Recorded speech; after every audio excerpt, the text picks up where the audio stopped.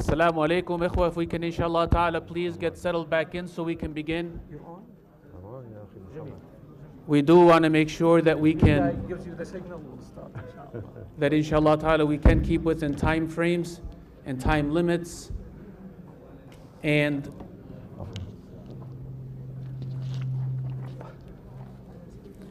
part of what we're going to ask, inshallah, as the rules of engagement is that with regards to questions and responses, inshallah, we're going to ask that everybody hold off until the official time for Q&A. So for that, we're going to say, please do not in any way interrupt. If you have something that's very important, write it down so you don't forget. And when the time comes, inshallah, we're going to have on both sides of this hall a speaker or a microphone, pardon me. We're going to have you line up, inshallah, and we'll have you alternate basically with regards to presenting whatever it is that you have of questions, inshallah. But we ask that you hold off until then, bi'idhnillahi azza wa jal. Jazakumullah khairan. Bismillahir Rahmanir Rahim. Alhamdulillah. Wassalatu wassalamu ala Rasulillah wa ala alihi wa ashabihi ajma'in. وقعت حادثة في عهد أبي حنيفة النعمان رحمه الله تعالى.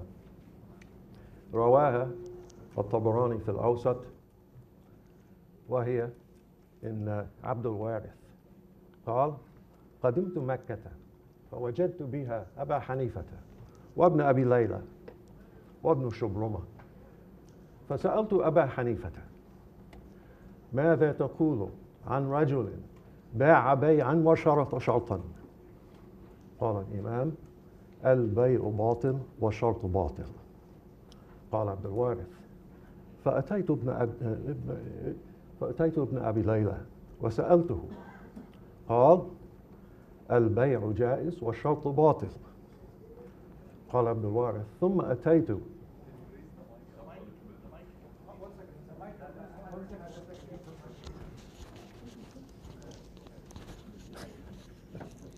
عفوا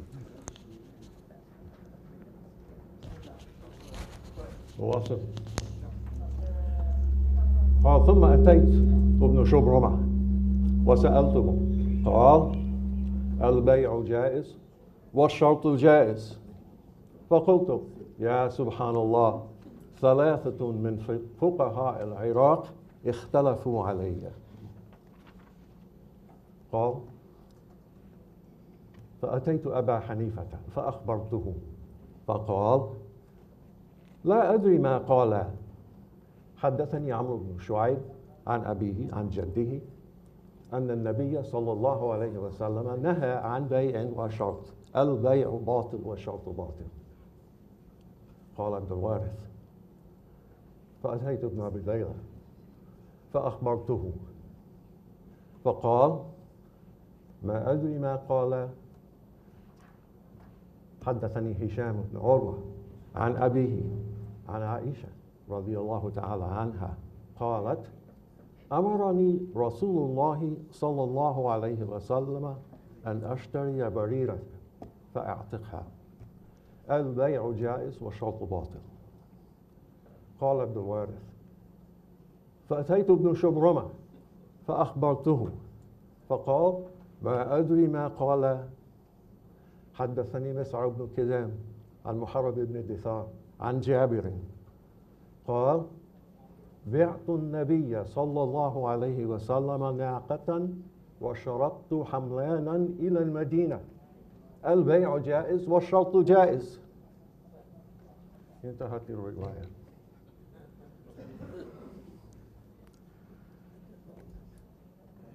I'd like to continue, inshallah, in English from this point. And I would like to thank the organizers of this conference for inviting me and for giving me the opportunity to speak to you today on a subject which concerns all of us. Because before anything else, we are responsible to Allah subhanahu wa ta'ala for our deen, our own deen. But in addition to that, Allah subhanahu wa ta'ala has seen fit to place us, each one of you and me, in positions of some sort of authority, where people listen to us. We have the opportunity as dua, as a'imma, to speak with our brothers and sisters in Islam.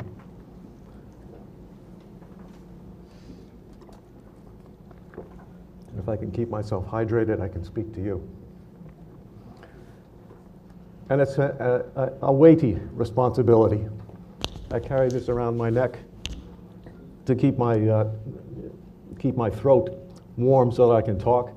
But I also keep it here to remind me that there's something on my shoulders. Dr. Hatim,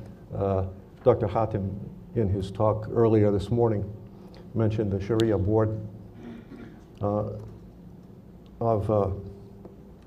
Guidance Residential, of which I'm a member, but I'm probably the exception on that board, because my colleagues on that board are all senior fuqaha and scholars specialize in Islamic finance. Myself, I consider myself an observer, really. I have very little input, but I continue to learn from them, and I hope to be able, inshallah, to share some of that with you here today. I've been asked to speak about regulation. I'm going to speak a little bit about that, but I'm also going to speak about some other things which I believe are important, and especially for an organization like Amja to consider. After all, as I said to you, our responsibility is first of all to Allah subhanahu wa ta'ala, but we are responsible to our brothers and sisters in this community, a community that, mashallah, continues to grow, and for which each one of us has high hopes for the future of this community. We've made great strides. We heard the other day at the khutbah yesterday, at the khutbah in the masjid here, that 15, 20 years ago, there were 7 people in the mosque. And today, look at the situation here in the city. And this is repeated throughout the United States, mashallah. And it will continue, bi'idhnillah. So we have a real future here. And we've established some pretty strong roots. And part of what we do as a community going forward, or let's say a big part of what we do going forward, has to do with economic activity. One of the reasons, of course, the fuqaha have mentioned many, many reasons, mufassirun and so on, many, many reasons for the tahrim of riba.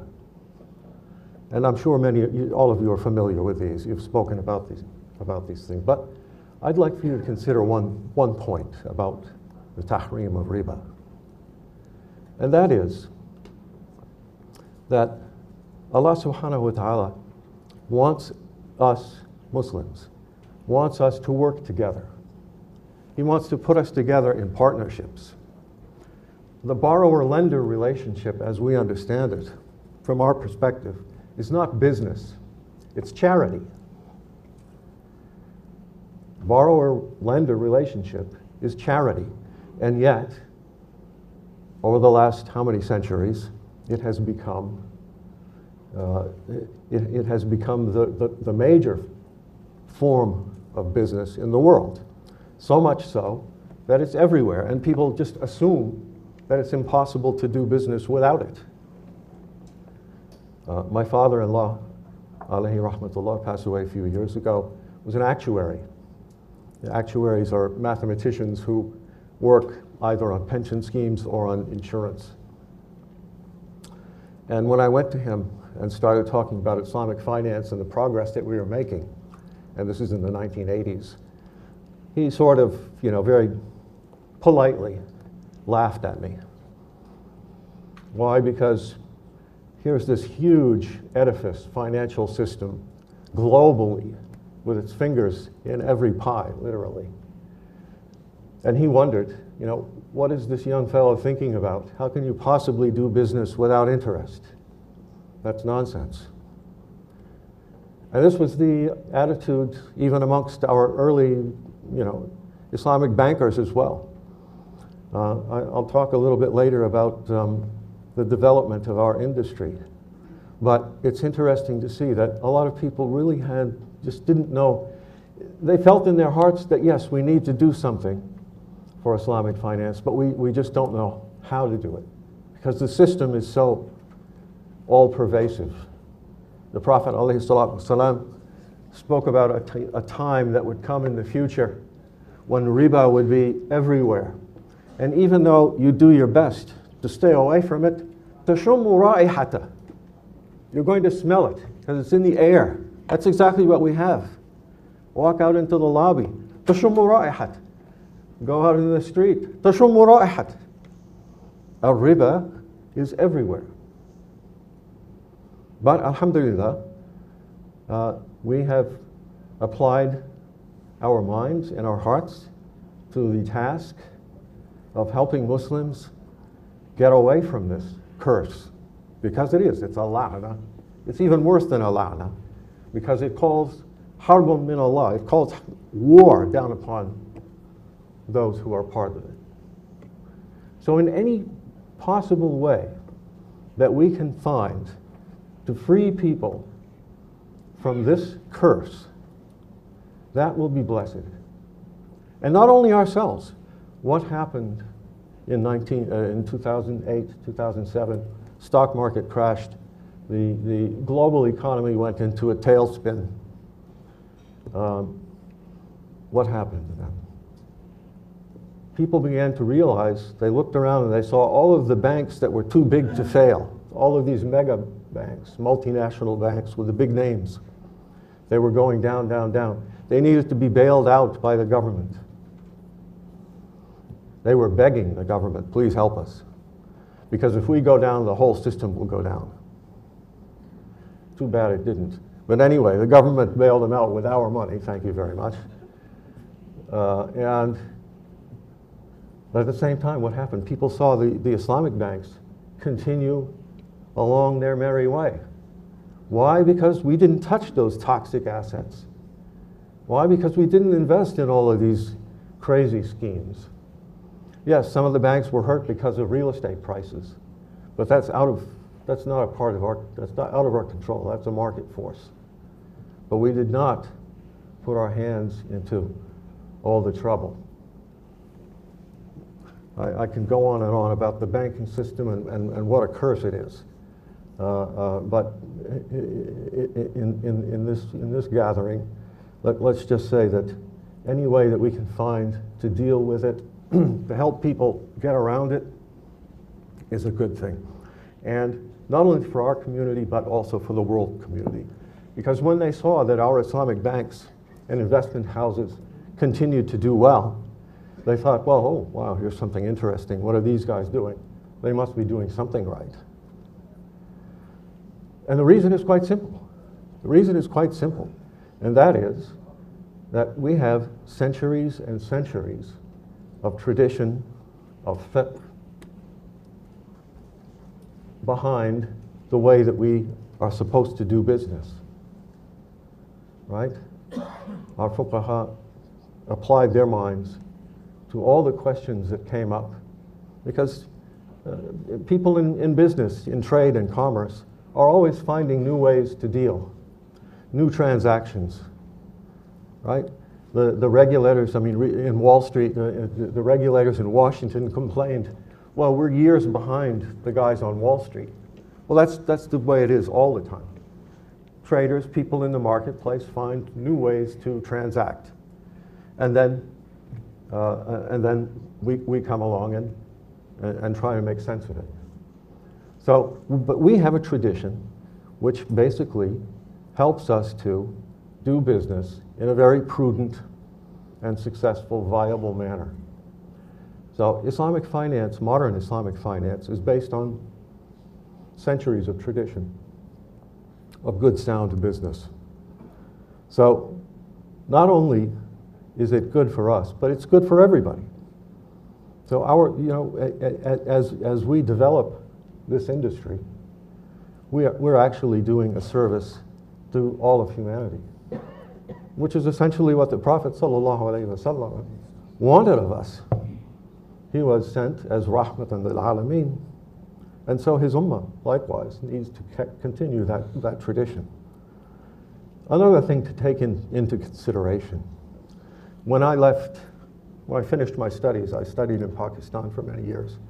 My teacher turned to me, alayhi rahmatullah, and he said, Yusuf, you speak the language of those people, why don't you go back there? Of course, I didn't want to come back to America. I wanted to stay where I could hear the adhan every day and my children could grow up in an Islamic society. I didn't want to come back here. So he said, go back to the place where the people understand, you understand their language, you can talk their language. Well, think about that a little bit. What is the universal language today? Is it English? Is it French? Is it Arabic? According to the UN, they keep these statistics. You know, Italian is number 4 and all of that. But no, that's not the universal language. What is the universal language today? Money. Reach in your pockets, there you go. It's money. That's what people understand. Yeah, absolutely. So we want to talk to people about Al-Islam. We talk to them through our pockets. I can't tell you how many interesting conversations I've had with lawyers, non-Muslims, from all different faiths, who are fascinated by the concepts. One of my best friends now, I mean, I account him amongst one of my best friends. I call him Abu Hanifa of Manhattan. Because he's nearly memorized the Majalla. It's amazing. I call him on the telephone, what do you think about this? So we have a great opportunity here to spread the message, and in a very positive and helpful way. Even I'm thinking about, even Western thinkers, people like Voltaire, for example. Voltaire, the French, whatever he was, a philosopher or something or other. He recognized the importance of commerce for the stability, as a force, a significant major factor in the stability of any society. If you have people whose pockets are filled, whose stomachs are filled, then you have people who are satisfied, and you have a society that works together.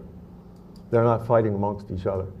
You have problems when people find themselves in difficult situations. That's what happens. Well, let me get down to business here. How much time do we have? We have 28 minutes and a half. Good. So, respected shuyukh, a'imma, brothers, fellow students, when we speak about compliance in relation to modern Islamic finance, we really talk about two different things. One is compliance with Sharia norms, the principles and the usul and furu' of Sharia. And the second one, of course, is compliance with law.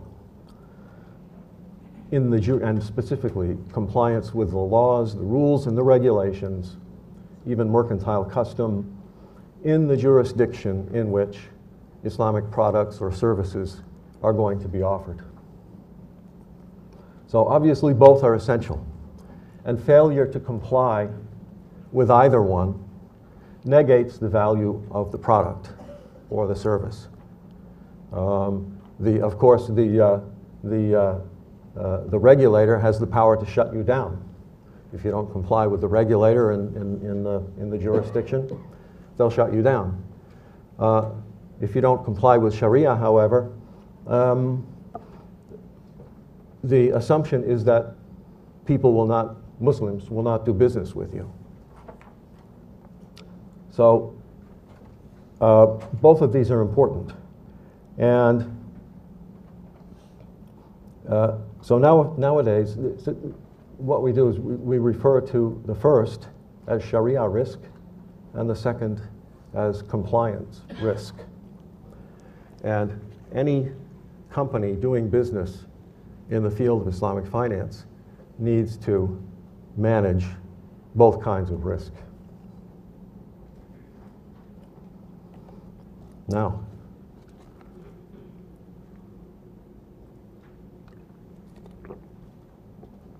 it's my understanding that Amja has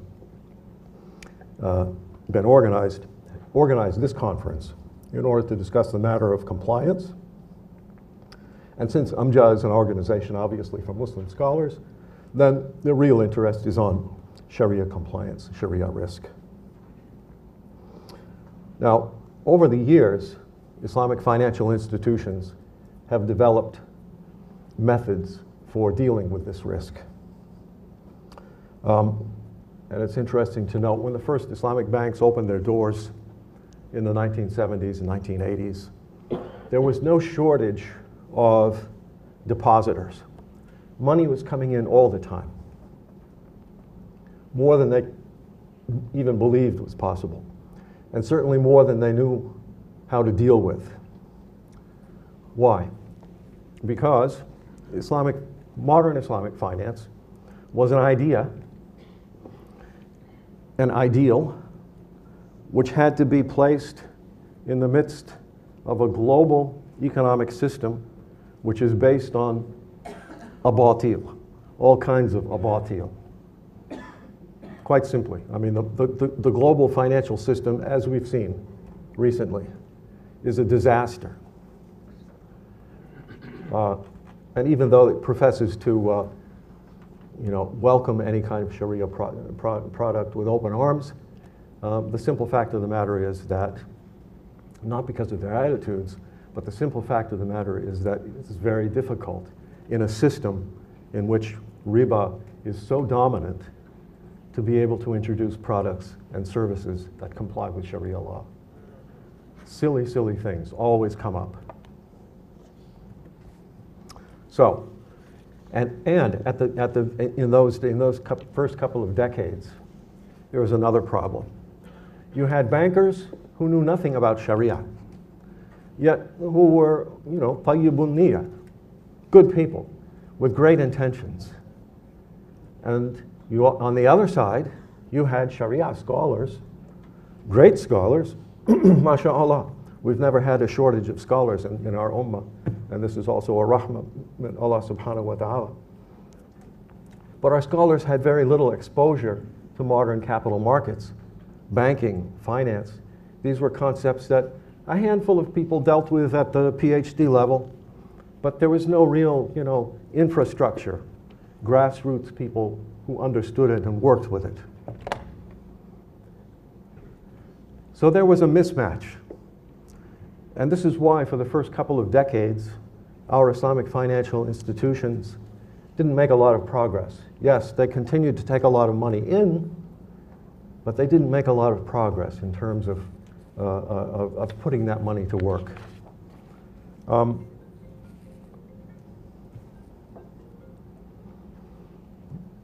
So the management of Sharia risk from the beginning, it was decided by the Islamic financial institutions themselves, was to spread the risk by engaging Sharia boards rather than a single Sharia advisor. And of course, this goes right back to our classical traditions, because Abu Hanifa was not one person. Abu Hanifa was the symbol for a majma' fiqhi. I mean, you read the stories about Abu Hanifa, and first of all, he had his ashab. They were there, Qadi Yusuf and Muhammad al-Shaybani, Zufar, and all the rest. But who else was there? Muhaddithun, Mufassirun, Nuha, Shu'ara. All of these people would sit in his majlis every day. And he wasn't the only imam. What about the majlis of Imam Malik in Medina? People from all over the place came and contributed. So this is an established tradition and a tried and true one, that you have a collectivity rather than ijtihad fardi. We've never really even had ijtihad fardi, although we talk about it. But even in the very early days, it was always a collective endeavor. People got together, put their heads together, and brainstormed and worked. So in the early days, this is what happened in order to ensure the compliance of products offered to the public, you'd have a Sharia board. And it worked quite well. And at the same time, so once you had the Sharia scholars engaged directly in the business of finance and transacting, then at the same time, the bankers were catching up and understanding more and more about Sharia. When the two groups got together on the same page, this is in the early 90s, you developed that expertise. Then things began to happen. And one of the most significant things that happened is that we had, by that time, attracted enough capital and enough money that the buzzards in the economic system flying around, they started to notice us. You know, we're a little animal with a little bit of fat on us. So they thought maybe they could start to swoop down, and they did. And I shouldn't really characterize them that way. It's the profit motive. We understand that. They wanted to make money. That's good. At least in the interim. Because if we ignore them, if we ignore the system, then we get nowhere. We need to make some kind of progress. And we need to be able to offer to our brothers and sisters some kind of solution for our economic needs, our financial needs. Look, people always say to me, yeah, Yusuf, what are you talking about Islamic finance when all you do is offer the same things but with different names? That's not it. You have to look at it from a different perspective. Modern society forces upon us certain needs. Everybody needs, if you're going to live in a modern society, everybody needs, and even way back when, al-markab wal-maskan min al-hawa'ij al-asliya and al-fuqaha, right? You need a place to live, you need transportation, especially in suburban America if you're going to make your living as an IT professional or whoever you are. You need to have a place to live, you need to have a car, you need to have a checking account, you need to have a credit card, you need to have insurance, the government requires it here, there, and everywhere. You have all of these requirements, right? So it's not that, you know, Islamic financial institutions have simply aped and copied and presented something with different names. No, we've recognized the need and we've addressed it in our own way, in a fundamentally different way. But, and here's the difficulty, in order for us to address it, we have to jump through some hoops. I wish I had more time. But what happens when a product provider decides that they're going to go to the market and offer Muslims a new product? And since we're talking about homes, let's talk about homes. What do? Well, if they're responsible, they will go and collect a number of Sharia experts in the field.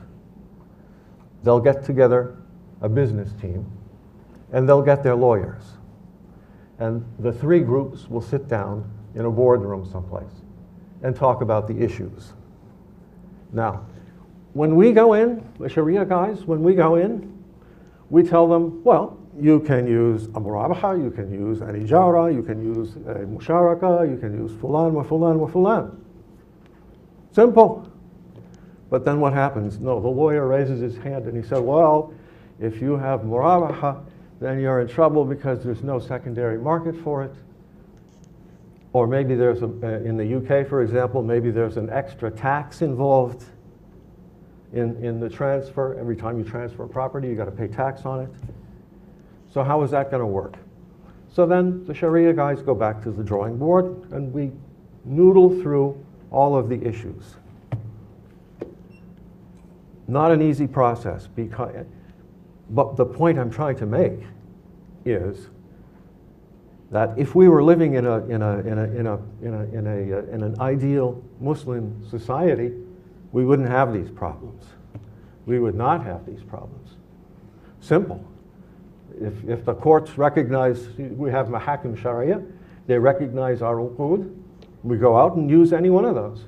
But that's not the case here, nor is it the case, unfortunately, in so many of our Muslim jurisdictions. I had the privilege of working on the first corporate sukuk out of Saudi Arabia. Oh, we were excited about it. We thought, this is just great stuff. But what happened? Well, sukuk, as you know, are based on assets, the purchase of assets, or can be based on the purchase of assets, and then their securitization, making them into shares for investors. And those assets are then set to do business, to perform in one way or another. It could be a bridge and it would collect a toll. So the toll money would go to the investors. Or, in the case of this Saudi Arabian corporate sukuk, it was a fleet of rental cars and buses and trucks. So we thought, oh, this is just wonderful, excellent opportunity. We're in this Muslim jurisdiction. We can go through it like a piece of cake. But no, not at all. Not at all. And there were so many hurdles to accomplishing this. Why? Because of the global economic system and the things that people simply accept. Musallamat. They just accept it's a ribawi system. What can we do? Right? So, essentially, we work with our hands tied behind our backs in many, many cases. Let me, I have, what, 15 minutes? All right, let me talk about something which is a little bit sensitive. But I hope that you'll bear with me on this. Prior to my coming up before you here this morning, you listened to Dr. Hatim. Where's Dr. Hatim? Ya shukran, ya habibi. Thank you so much for giving me an introduction. You've saved me a lot of time, and I'm not a good speaker. There are realities that we have to deal with. And those realities are very, very complex. Let's go back to the question of guidance residential. Our Sharia board is composed of a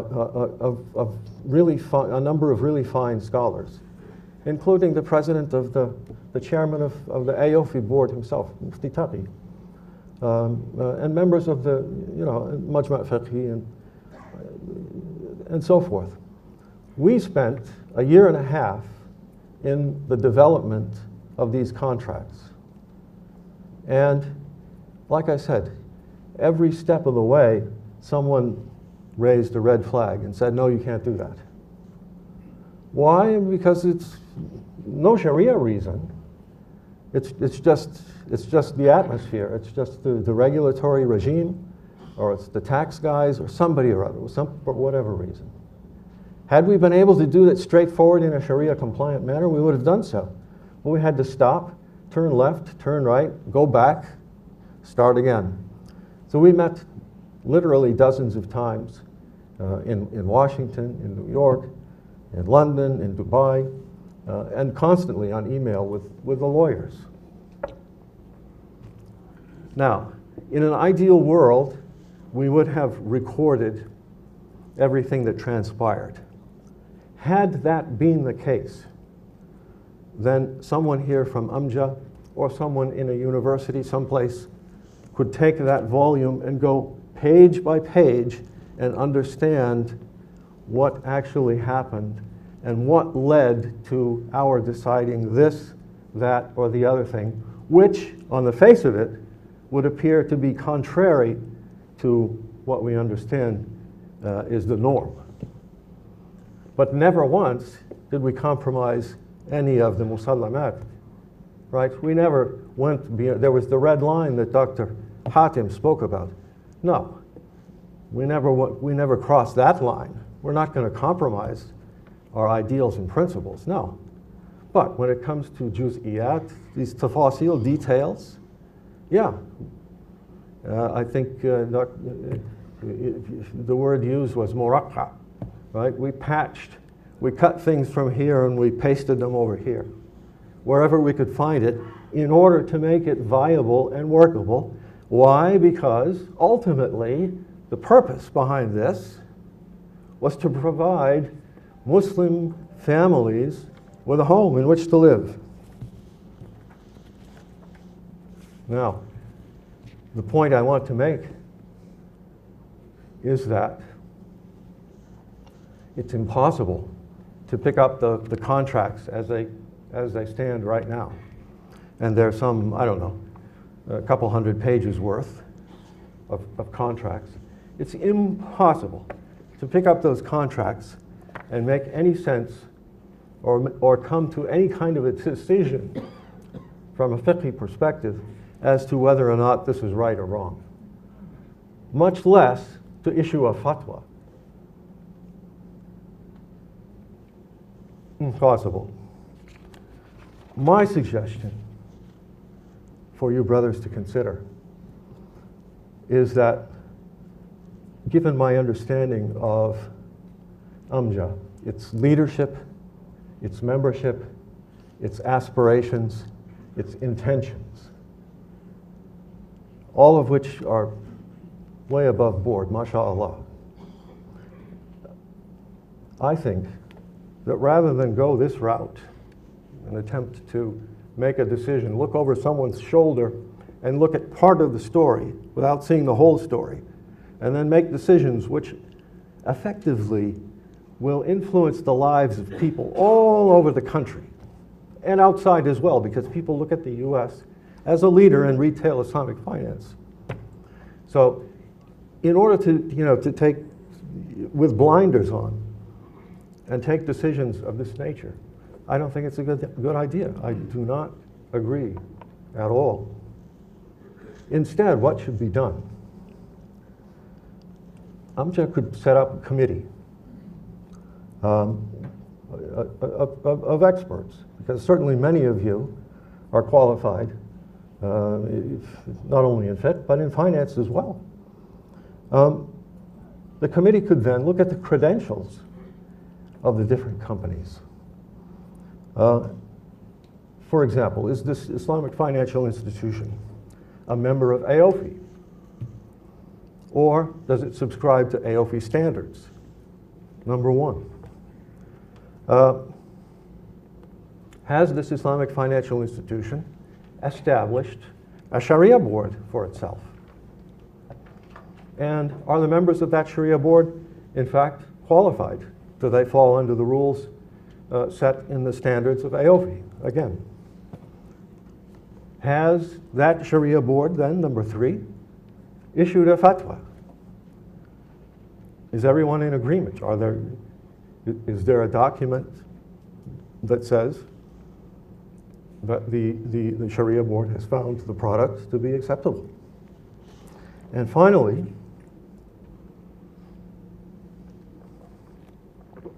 has this Islamic financial institution some kind of an internal mechanism, a committee or a directorate, or somebody who coordinates on a regular basis with the members of the Sharia board or with the representative of the Sharia board,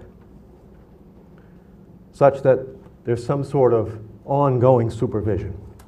In other words, it's to check to see whether or not the Sharia board has continued to look after, to supervise the operations of the company once they've completed the development phase.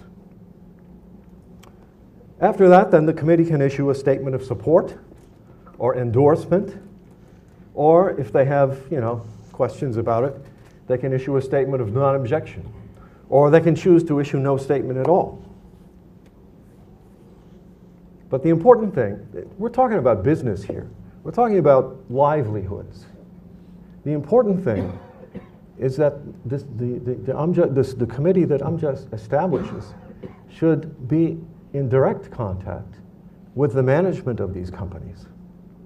And if there's a Sharia board and they have a Sharia question, they should go to the Sharia board or to the internal representative, the coordinator in the company, who will then get in touch with the Sharia board. This is what makes sense to me. Let me say one more thing. Slippery slope. You're all familiar with slippery slope theory. Slippery slope theory is when you're walking someplace and you take a path that you may just not be able to get off. It's going to take you down. I'm afraid that if Amja gets into the fatwa business with regard to Islamic financial institutions here in the United States, then Amja has set itself on that slippery slope. Lesh, why? Because people are going to ask, oh, mashallah, you've issued a fatwa about our Islamic financial companies, but the US government just fined UBS or Bank of America $500 million, and you said nothing about it. And recently, let's talk about the home finance business. Recently, the government shut down literally dozens of home finance providers here in the United States, and you haven't said anything about it. That's the slippery slope you go down. Once you start passing judgment on financial institutions, Muslims are going to ask, why is it? You should be warning us about the dangers of the conventional. What are you talking about? The people who are sincerely attempting to help our community get us into homes. And then, why aren't you asking about, if you insist that no one can finance their homes in the United States because you have shubhat, you have doubts about all of the finance companies for home finance, then what happens? Either they pay cash, find $400,000 or $500,000 in their pocket one day and go out and buy a house in cash, or they continue to rent, right? That's the hukum. Continue to rent. Well, what about that? What about the contracts, the rental contracts, the lease contracts? Are you going to look at every single one of those? Do you think matters of siyana and ta'meen and so on are going to concern you? Are you going to go down that road? Then everyone will end up living in tents. And then what do? You ask them, oh, where'd you get that tent from, brother? You get it from Walmart? Imam al-Ghazali, alhamdulillah, I think of myself more as a translator. I'm translating, or I've finished translating, mashallah, soon be published, Kitab al-Halal wal-Haram, the 14th volume of Ihya Ulum al-Din. And there, in I think maybe the Bab al-Thalith, Imam al-Ghazali, Abu Hamid, speaks at length about questioning your brother about halal and haram. I won't go into it, but we don't have a lot of time. But suffice it to say that the important thing for us to consider here is, are we going to be facilitators? Do we aspire to really to help our community? Or do we think of ourselves as hinderers? When the Prophet ﷺ said, "Yassiru wa la tu'assiru," and in how many different ways has that become the message of our Risala? And especially when we find ourselves surrounded in an ocean of riba, in an ocean of near calamity. We talk about reserve fractional banking, and I'll just go crazy. Our economic system is so fragile, it's a horrible situation. Anything that we can do to help is going to be appreciated. And inshallah, there will be an ajr for anyone who helps out. أقول قولي هذا وأستغفر الله والسلام عليكم ورحمة الله وبركاته. Thank you.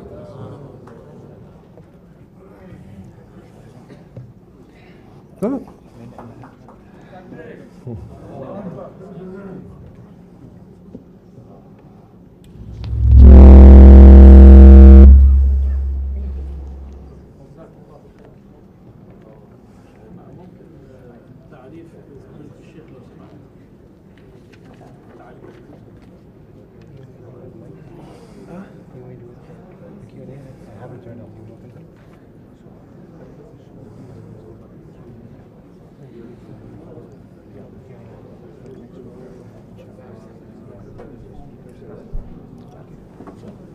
Shaykh, if you'd like to, you can come. Sit. Yeah, okay. Relax and we're gonna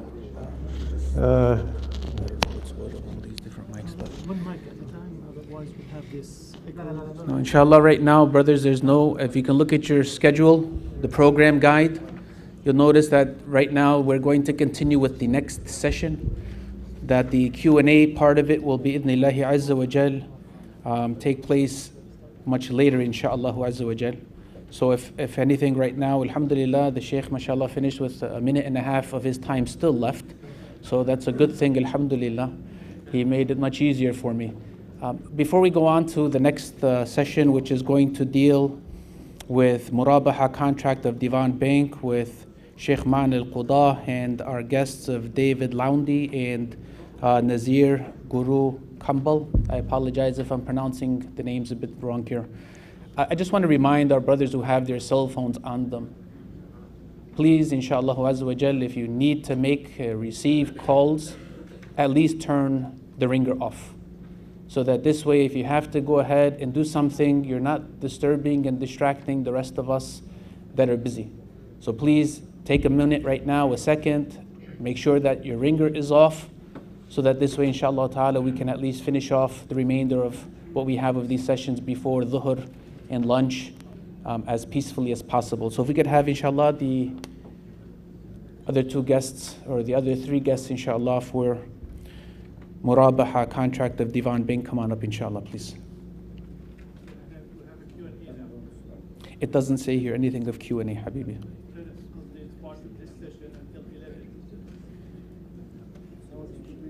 Khairan. Okay. So pardon me then for misreading the directions, inshallah. So there is going to be a Q&A. And we'll have these line up, inshallah, along the microphones there, bidnillah. So Shaykh, I apologize. Come on up again, please. Okay.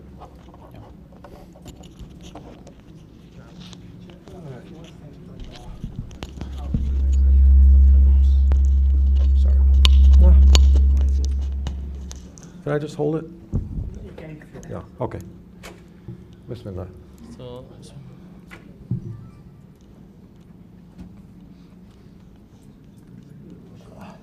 all the questions will be to you? Yes. Okay. Or so any other of the speakers on the panel? Yeah, that's what I was asking. Will be another. Well, they haven't spoken yet. For the previous speakers. That's what Okay. That's good. We'll find Bismillah. Bilal Abdul Qadir. Jazakallah khairan for this great lecture. At the end, I noticed that it's going more into the social responsibility. I have a question, and maybe I'm wondering further than the topic of the lecture. If we continue that path and going more into alleviating some of the compliance regulations, would it be really an Islamic finance? So my question in simple words, is the priority to be more into the social responsibility of IB, Islamic banking, or into really going back to the foundations and comply so we can be really producing a different and alternative system? Jazakallah khair. Oh, absolutely. It's the second one. Yes, I mean, it's important, these other considerations. That's on the periphery, however. The heart of the matter is تطبيق الأحكام الشرعية. I mean, we have to, the point is, and Allah subhanahu wa ta'ala has shown us such mercy with regard to Sharia. I mean, consider this. Within the Sharia, we have an inner dynamic, because the Sharia finally is based on finite texts of wahy, al-wahy al-matlu wa ghayr al-matlu, al-Quran wa sunnah. These are finite. But the principles that they embody, if correctly understood and dealt with by the generation after generation of fuqaha, then they have meaning and relevance. And that's the wazifa, that's the responsibility of the fuqaha. It's to make these universal, eternal truths relevant to the situations in which Muslims find themselves. So there's no question about compromising principles, la abadan. That's number one. And we've discovered that we can do quite well with them. I mean, we've been very successful. Slowly, slowly. You know, I mean, for example, we were talking about the murabaha here earlier. You know, there's a huge business in murabaha, commodity murabahas. It's how our Islamic banks deal with their liquidity. It's not $1 million industry, it's $1 billion industry. We don't like it. It's not the ideal way to do things. But at the present time, it's the best, we found it to be the best way, the easiest way to deal with it, with the problems of liquidity and capital adequacy. Because the regulator is always looking over our shoulder and making sure that our banks are fiscally responsible and sound. They have enough money to pay their debts and to pay their investors and to pay their depositors. So in order to deal with that liquidity crisis, liquidity problem or challenge, our banks have turned to the simplest possible thing that's permissible under Sharia, and that is murabaha. But who's the real beneficiary other than the treasurers of Islamic banks? No one, unfortunately. Well, no, that's not true. You know who the real beneficiary is? The real beneficiary are the metals traders on the London Exchange. They make millions every year off of us. Eventually we'll find a better solution, but right now we don't. But that's the halal way. And that's the only way. As-sunnatu minhaji wa minha aji. Hey. Assalamu alaikum. Oh, okay. Assalamu alaikum. Akramakallah. Shaykh Yusuf. One question I had briefly, and I don't want to get into the lengthy discussion of the siyana and the ta'meen, those kinds of issues. You mentioned that you know, we need to look for sort of different solutions, and obviously Amja has the stance of, you know, adamul jawaz for something like this. How, I guess, is this a difference of opinion with the Sharia Board of Guidance, or is this something that out of necessity is needed now, and with time it would be addressed, and how would it be addressed? First of all, al-halalu bayyin wal-haramu bayyin wa baynahuma shubahat la yarfuha kathirun min an-nas. Right? Those shubahat, that gray area, you know, the red at one end and the green at the other, in between you have the yellow light. All right? That yellow light is a very vast thing. But it's not to be taken lightly either. And again, I mentioned ijtihad. It's a question, you know, we have to deal with those issues one way or another because we're forced to. If we're going to do business in the modern world, we have to answer to the authorities in whatever jurisdiction it is. But at the same time, of course, we have to answer to Allah subhanahu wa ta'ala, first of all. So it's an ongoing process. I would say that, you know, in terms of compliance, if Islamic banks and financial institutions were 85% compliant in 1980. Maybe they were 90% in 1990, and maybe we're getting closer and closer to, you know, but it's very, very difficult, especially when you're dealing with a global economy, that economic system rather, that is inimical. It just does not allow you to really do any of those things. Yeah. If I can just interrupt for 1 second, I was told to help us recognize that we want to keep on target with the presentation itself. That let's not jump ahead to anything of what's still yet to be presented about guidance or divan or anything else of that sort, but specifically on what was presented, inshaAllah Azza wa Jal. Please, Jazakumullah khair.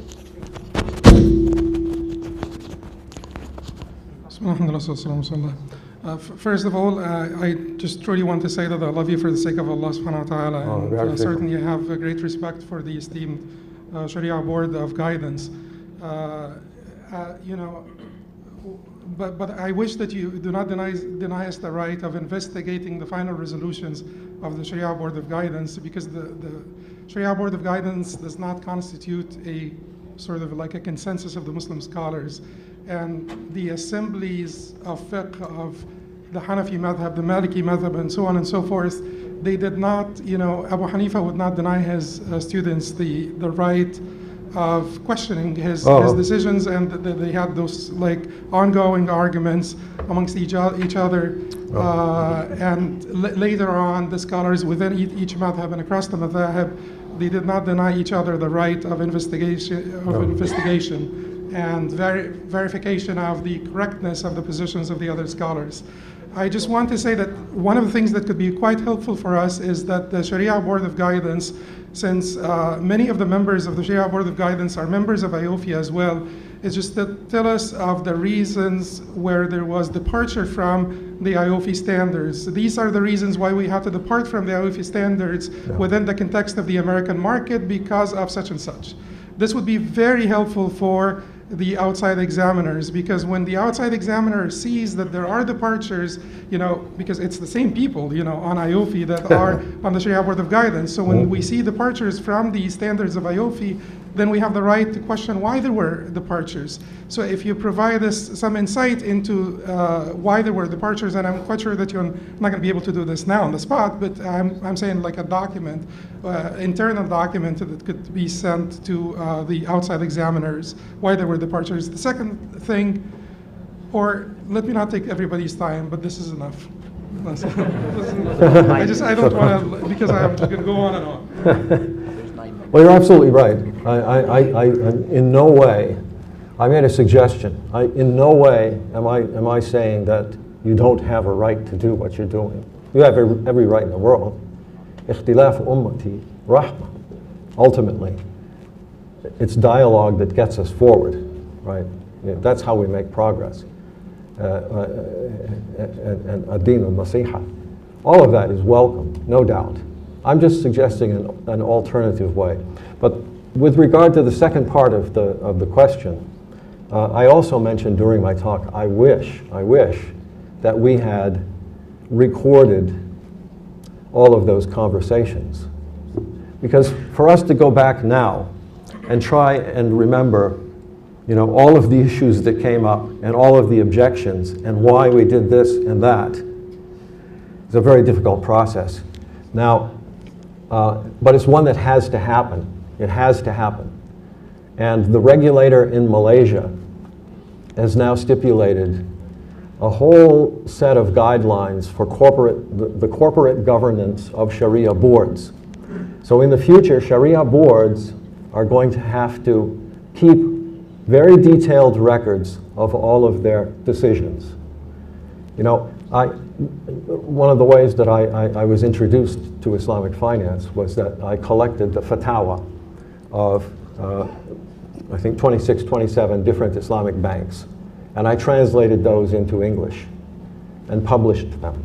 And of course, then as soon as I published, I became the expert. So people, you know, my phone started ringing, wanted me to consult. You know, okay, fine. But those fatwa, those early fatwa, this was from 1970, actually 65 was the first one. It was in Cairo. 65 to 85. Yeah, 65 to 85, the last one. Those fatwa, I characterize those fatwa as armchair fatwa. All right, when Sharia boards had the luxury of time, they could sit down and consider these things and have meetings and so on, long meetings, and management wasn't necessarily breathing down their necks. Nowadays, you have situations where, you know, they want to roll out a product in 30 days. Otherwise, they'll miss their window of opportunity, right? So they expect everybody to, you know, jump. Well, of course, the lawyers jump because they're the buzzards circling around. They see the great opportunity. But Sharia scholars, many of us have very busy schedules. We can't just jump off the boat and show up and help them out. So, and when those situations arise, pardon me, I don't want to say the better scholars, we have problems with that. Mostly we don't agree to do things that way. We want to be the armchair scholars, right? We want to take our time to consider these things. You can't just make snap decisions. And you have to look at the whole picture and understand it before you can make sense of it, the context.